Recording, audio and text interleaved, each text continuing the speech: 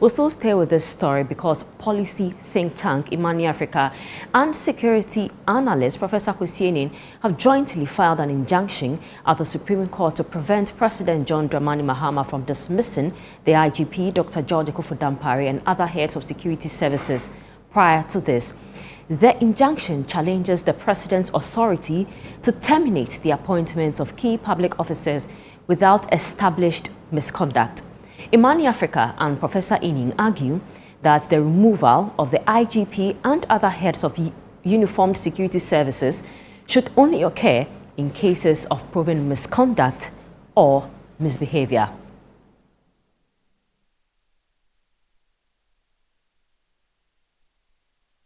We'll still stay on this story to discuss this development. We have the Member of Parliament for Wa West, Peter Toobu, on the line. Good evening, sir. Thank you so much for joining us. Good evening, Zoe. How are you and how is your channel listeners? How are they doing?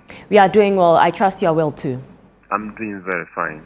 So I want to first pick your thoughts on what you make first of the dismissal of Dr. George Akuffo-Dampare and the replacement, the person who is replacing him. Your thoughts on COP Tete Yohonu?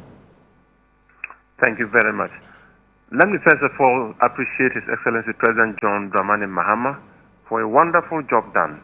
In the Fourth Republic, Dr. George Akuffo-Dampare remains the longest serving IGP after the taking over of a new government. Let me just run you through the history. In fact, let me congratulate the new Inspector General of Police, COP Tete Yohonu, who is coming to the seat with over 40 years of policing experience. In the year 2001, 22nd of January, Peter Toobu, who remains the best Inspector General of Police according to many in the Fourth Republic, was changed by President John Ajekumku for a change of power. That was in January 2001. A new IGP was appointed in the person of Owusu Poku. In January 2009, 28th January exactly, President Mills changed the IGP and brought in Elizabeth Mills Robertson. In the year 2017, in January, John Kudalo, IGP, was changed and David Asante-Pietu was brought in by President Nana Addo Dankwa Akufo as the new IGP. President John Dramani Mahama was sworn in on the 7th of January 2025. And January is gone, February is gone. Today is the 13th of March, and we are talking about the change of IGP. I think that the Inspector General of Police has done his bit. He's come to play his role. It is time for him to go according to the President, because it is the President that appoints. I have heard people going to court to challenge or to injunct the President's what is action. Well, it is, let's test the law. It is good, we are in a democracy, let's test the law. But I'm sure that very soon, probably one day, when the bodyguard or the close protection officer of the Chief Justices were drawn, and any officer at all is sent to hell, if you accept it, that would be good news. We are talking about security. I'm not talking about the fact that the person is good or bad. And the security settings, even the IGP does something that the President decides, I'm not going to make it public, whether good or bad. But I think that you need to go and have a rest. Let me have some fresh hands to kind of steer the affairs of the security system. It's a broader agenda. There is nothing personal against the outgoing Inspector General of Police, Dr. George Akuffo-Dampare. I don't believe so. It is just what the President thinks he will do to ensure that the security sector is reset, the security sector is reformed, the security sector is transformed. It is a huge journey that he's beginning, and he's asking the IGP to go and rest. I don't see anything wrong with it. So we need to appreciate the President for allowing the IGP to stay on against all the conventions from 1992 up to date, from the 7th of January to the 13th of March today. And congratulate the new person who is coming on board with over 40 years of experience, Dr. George Akuffo-Dampare. Well done. Take a rest. You earlier mentioned the Supreme Court injunction that was filed by IMANI Africa and Professor Aning. Now, they argue that the President cannot remove the IGP without proven misconduct. What do you make of this position? And is it legally and constitutionally sound? Thank you very much. They are testing the law in the courts that the President cannot. It's been the President. It's been a convention from 1992 up to date. For the first time, somebody is in court testing the law, telling the President, by law, you cannot remove the IGP without proving misconduct. Let's wait until the court rule. But I'm just giving you a very clear example in security. The Chief Justice has a close protection officer in the person of a police officer.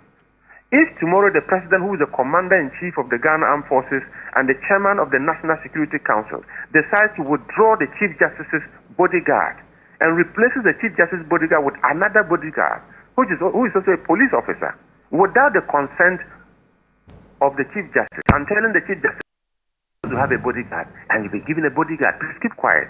I am quite sure the Chief Justice will tell you, this is about security. Let me have a choice to make as who I think can provide me the best of security. Let His Excellency the President have the choice to make as who can fit into his team in his vision to ensure that Ghanaians can have the peace of mind to sleep. That does not mean that the person who is going out of office is a bad officer. No, that is not the issue. The issue is that the president has a broader vision and is looking for people to fit into the agenda to help him drive the country to safety. And that is what he has taken. So let's allow the law, this is in court, let's allow the law to be tested. Let's allow the pronouncement to be made at the Supreme Court. But until that is done, the country is running successfully under His Excellency President John Dramani Mahama. All right, Mr. Toobu, there's also the argument that the president's power to remove the IGP undermines the independence of the police service. Do you share in this view? The independence of any state institution is still connected to the broader vision of His Excellency the President trying to provide us a better Ghana, trying to lead us into a better Ghana. So in leading that into a better Ghana, that broad vision, if you find yourself in it and if you think that you can help him achieve that vision, that be it. But if you don't find yourself in it, you can define and say anything you want to say. But the fact is that the president has a country to run. He's been elected to run this country, and he's saying that this is what I want to do to be able to let us have the vision achieved as I promise you. So if people are saying that the independence of the police is compromised because of this, my good friend Dr. Benjamin Agojo said some time ago that even the police council that is supposed to be advising the president is politically heavy. Then maybe we need to be talking to the Constitutional Review Commission to begin to look at a better way of appointing and disappointing IGPs. Until then, what we have and what we practiced over the past 30 years or so remains the status quo. Finally, before I let you go, would you support a legislative approach to clarify the tenure and removal processes of the IGP and other security heads? Exactly as I was just indicating. If the Ghanaian people think that this way of doing things is not the best, let's try to find some security or tenure for the Inspector General of Police.